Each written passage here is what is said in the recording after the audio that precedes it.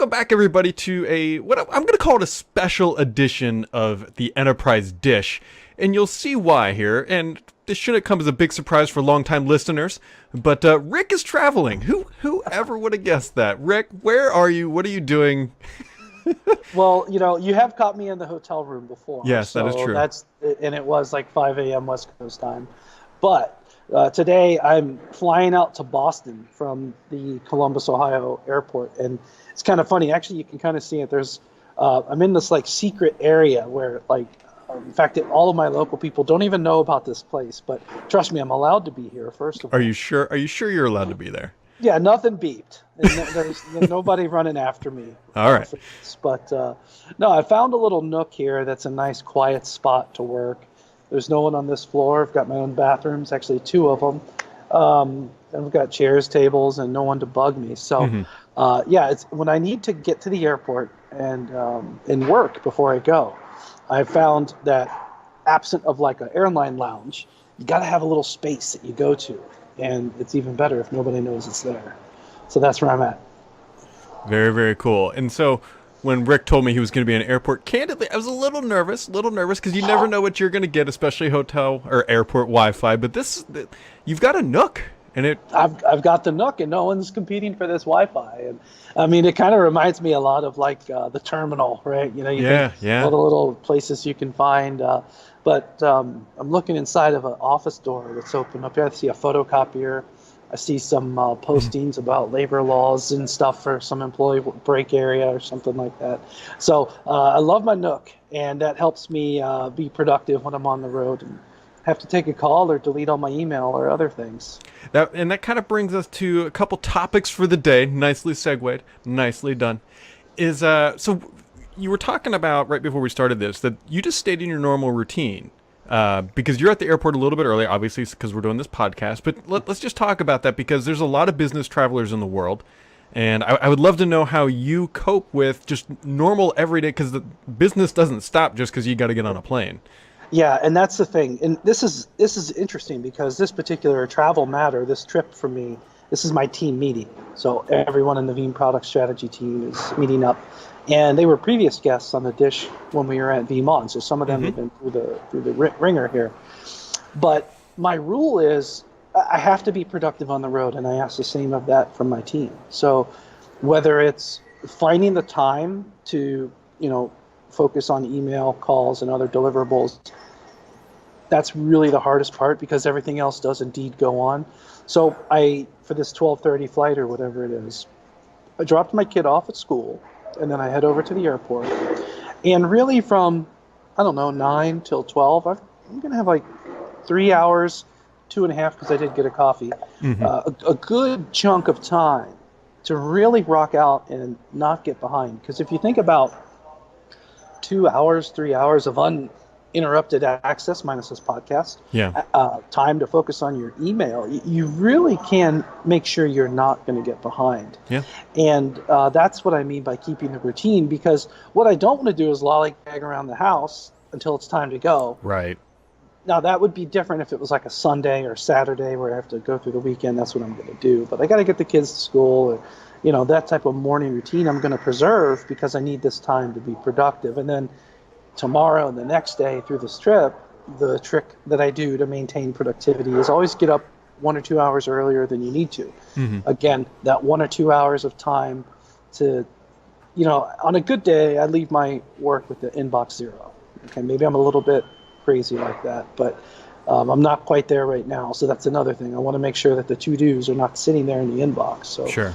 A good hour every day will really help email kind of be kept up to date so that whatever you're actually doing is manageable through your trip and otherwise. So from a time management trick and tip perspective, it's always around making the time for everything else because I don't believe and I don't use out of the office auto replies because it doesn't change people's expectations in my opinion. But when you think about just staying on top of your game, and I hate to say it, even on vacation, I'll do the same thing. I might do a little bit less than an hour because I just take the time that my wife gets ready. Yeah. But it's, it gets I can relate to that. Yeah. So that's the time management side of it. So, which leads to the question of the day. Everybody goes on vacation. Everybody travels. Some people work in large offices where there's redundancy when they're out. There's other offices where, it's a one-man shop. What are your tips, or if you have any tools or things that you use when you are out of the office and, let's put it lightly, it hits the fan back home, right? The server goes down, the network's down, and you got a remote triage. What are your, what's your tips and advice or tools that you use, or how do you overcome those challenges? Because it's a very real thing. Business, again, doesn't stop just because you're in an airport. And so how do you deal with those things? So I'm going to give you two answers. One is the home technology answer, which I think everybody can relate to. And the other will be the work matters. So let's start with the home technology. The important thing to note with home technology is make it simple. I have a home lab that has a file server, domain controller, content filter, and all kinds of good stuff. And I have reasons that we need all of that stuff. Like, for example, paying the nanny. We have nanny software, payroll data. I need to treat it like a small business, really, even though it's the home network. So the one thing I did, of course, back it up very well. That's something Veeam can help me with. But the other thing I did was make it so it's just a power on, straight go. Meaning if power goes off, or if there's some troubleshooting needed, powering things on, like as simple as VMware and Hyper-V, automatic power on a virtual machines in the right sequence. Little things like that make it really easy to tell my daughter or my son, who's 5, to push the button and push it again. They can handle that. So home technology, and same thing over on the Wi-Fi, just power phase the Wi-Fi router, whatever. And then the other kind of side trick is I put my cable modem or my router, whatever, all the equipment from my cable company that provides my home broadband internet, as well as the server and the Wi-Fi. All three of those things are on separate UPSs for battery backup. So little power blips are not an issue for those types of equipment. So that's an area that can really help you. On the work side, one of the things I did a couple of years ago, and the funny thing is this is going to be advice, but I've never done it, and I'll explain why. Yeah. My team of technologists, there's 9 of us worldwide on this team, and we use a lab. And the lab's here in Columbus, Ohio. And my team is global. We've got 9 on the team. Only 2 of them are in Columbus, Ohio. So the lab's here. I'm frequently not here. This week's a great example because I'm gone. And what if something does come up? So one of the things I did with where we put our actual infrastructure, aside from our cloud footprint, which is growing every day, but for the traditional IT infrastructure, one of the things we've done that I think really helps it become more resilient is we put it in a colo.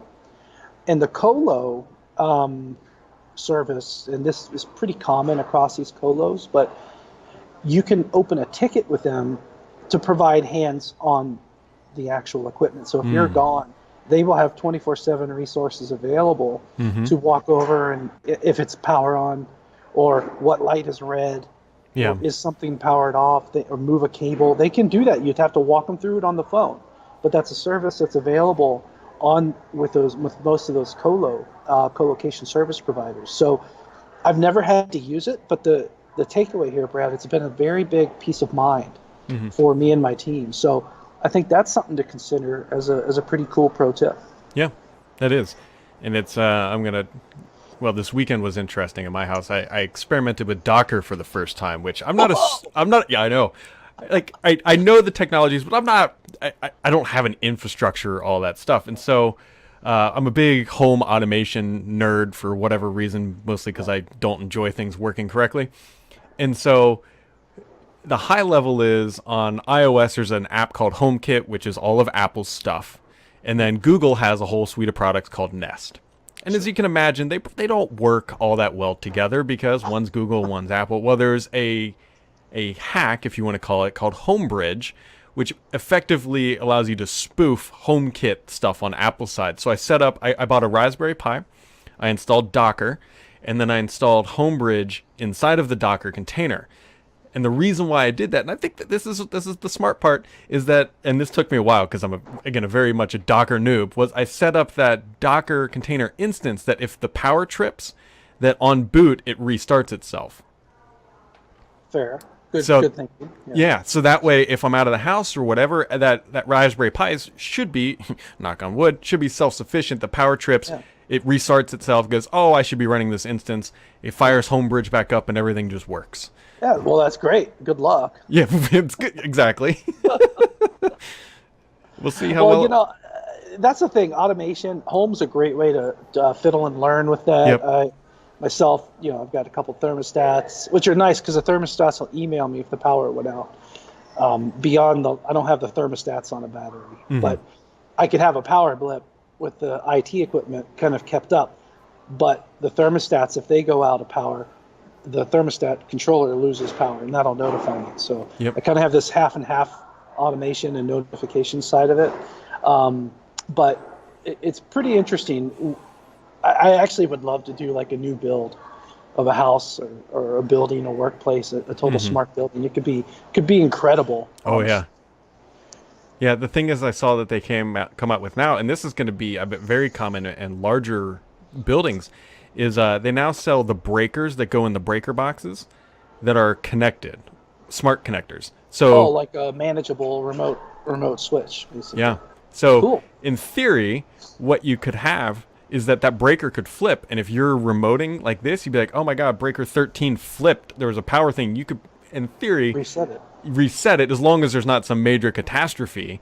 If somebody plugged in too many heater cores or space heaters into a rack or whatever, and it tripped it, you can tell them to unplug it, and you, in theory, could remotely flip it, which would, God, it's an interesting idea. Well, it's the smart switches on, unit switches and smart outlets have been out for a while, so why not extend it to the breaker? So, yeah, that's cool. I never really thought about that, but that's the IoT really taking off for sure. Yeah, it'll be.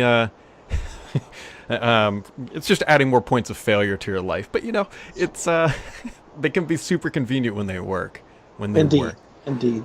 Well, Rick, I want to be cognizant of your time because obviously you're in an airport and you've got flights here coming up. You got anything else for us today? What's going on in the Veeam world? What's going on in the Rick world? Before we wrap it up. The big thing since we spoke last, we had that big Veeam release of 9.5 Update 4. This has been the most adopted release ever. Wow.